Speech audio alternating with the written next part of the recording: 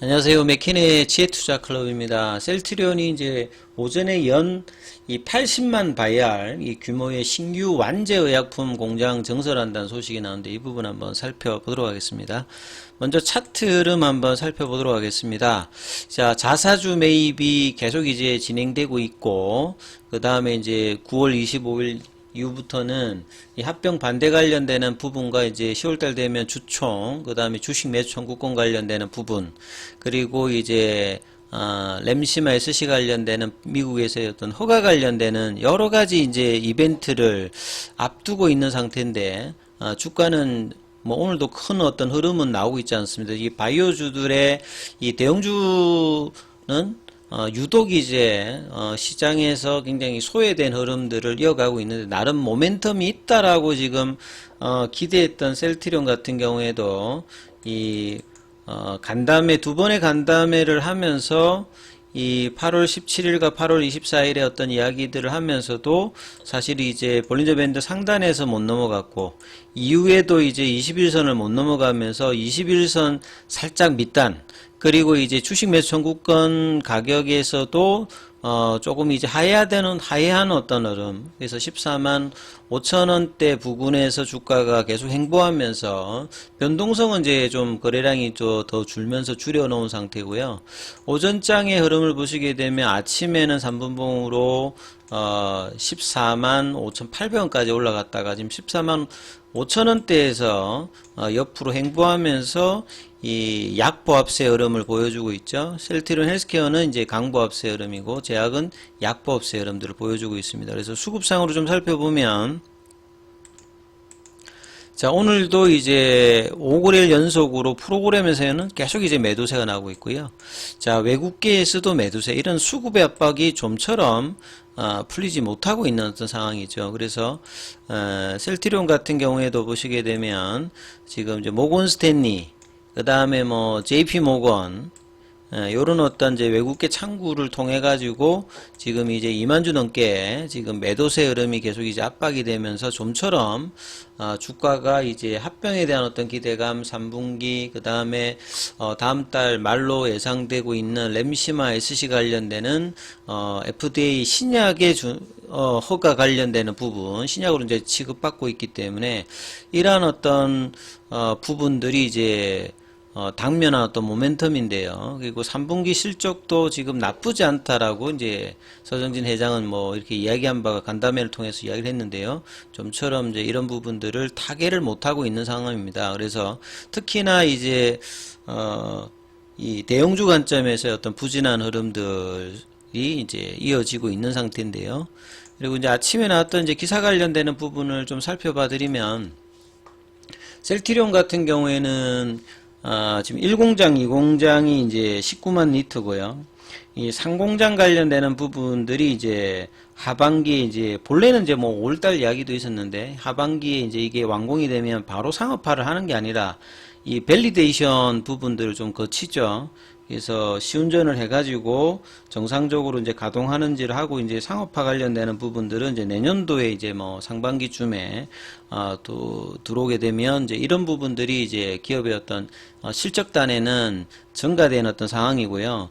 그래서 이제 코로나 이후에 이 그 향후의 바이오 시밀러라든지 바이오 의약품 뭐 이런 관점에서 2030년도까지 셀트리온이 이제 보유하려고 하는 어떤 후보 물질이라든지 허가를 통해서 지금보다도 훨씬 더 많은 어떤 이제 허가 약물들을 이제 보유하기 때문에 이런 어떤 정설 관련되는 부분이 니즈가 계속 나오고 있는 상태고, 그 다음에 이제 만기가 도래하는 오리지널 의약품들이 이제 바이오시밀러가 2030년까지 또 한 번의 어떤 굉장한 어떤 이제 웨이브가 있는 상황이기 때문에 여기에 대한 어떤 준비를 차근차근히 좀 해나간다, 이렇게 봐야 되겠죠.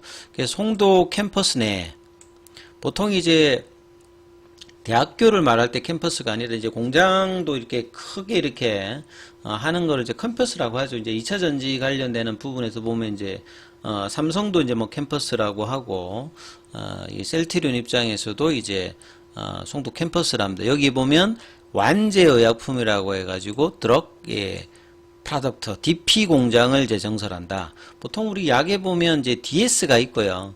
드럭 이제 서브스턴스와 이 드럭 이제 프로덕트가 있는데, 이 원료의약품 관련되는 부분으로 이제 원액 관련되는 부분 이제 DS고, 요걸 이제 보통 바이알이라고 하죠. 우리 주사를 놓기 위해서 이제 유리병으로 되어 있는 거기에 이제 약물을 넣어서 이제 밀봉하면 그게 이제 DP인데요. 그래서 이제 이런 DS를 이제 DP로 하는 공장을 이제 증설한다는 소리입니다. 그래서 향후에 이제 증가되는 어떤 매출수에 선제적으로 대응하기 위해서 이제 송도 캠퍼스 내 1공장 옆에다가 연간 800만 개의 어떤 액상 바이알, 아까 말씀 바이알은 이제 유리병이라고 이제 보시면 됩니다. 원료 약품을 이제 여기다 병립을 하는 800만 개 규모의 신규 DP 공장 증설 절차를 본격 착수했다. 이렇게 지금 상공장도 이제 6만 리트 관련되는 부분에 그게 자금이 한 5천억 정도 이렇게 들어가 있거든요. 그럼 1, 2공장 19만 리트에다가 상공장 합하면 25만 리트. 그래서 여기에서 이제 생산되는 부분들은 이 DS라고 볼 수 있지 않습니까? 요걸 이제 받아가지고 완제의약품을 만드는 이제 DP 공장들이 이제 계속 이제 정설이 되고 있다. 이렇게 보시면 되겠죠. 그래서 DP 공장이 정설되면, 서정진 명예회장이 이제 3월 달에 이제 그 복귀 이야기를 하면서 박스터 이야기를 한번 했습니다. 이 박스터가 그 뒤에는 이제 뭐 유야무야가 됐는데, 셀트리온이 이제 DS를 하게 되면 박스터가 이제 DP 공정을 하면서 서로 뭐 시너지를 효과를 놓을 것이다. 이런 이야기들이 이제 신문 그 언론 지상에 이제 나왔는데요. 그런 어떤 가정을 이제 이번에 셀트리온이 신규 이제 DP 공장을 이제 정설한다. 이렇게 보시면 되겠죠.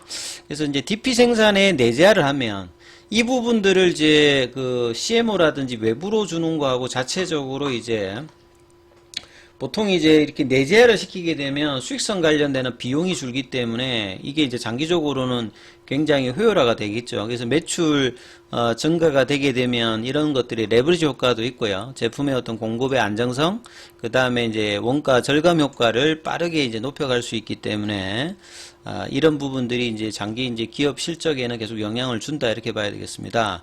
그래서 이번 DP 공장이 가동되면 현재 CMO, 보통 이제 뭐 테바라든지 뭐 이런 쪽에 그 CMO를 줘가지고 이제 뭐 부족하면 이 부분을 하는데, 이거 대비해서 제품 단가가 30% 이상 비용 감소 효과가 있다. 그래서 수익성 단에서 이제 이런 부분들이 가동하게 되면 장기적으로 셀트리온의 어떤 분기별 OP 마진에도 상당히 긍정적인 영향을 뭐 줄 수 있다. 이렇게 봐야 되겠죠.